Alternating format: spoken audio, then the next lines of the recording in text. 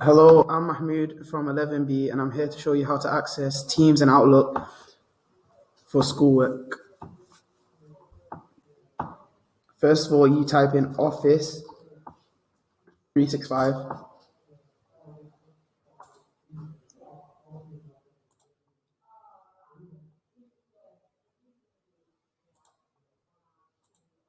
You sign in using the email that has previously been given to you from your teachers.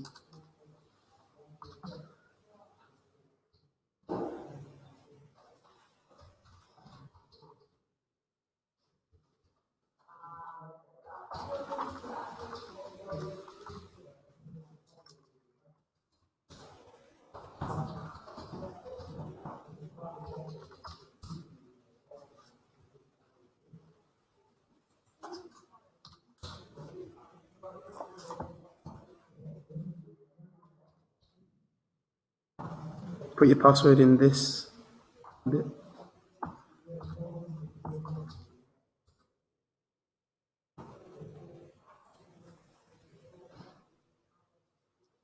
And this is Office 365. It has Word and other things like Outlook, which will be one of the main things you'll be emailing your teachers.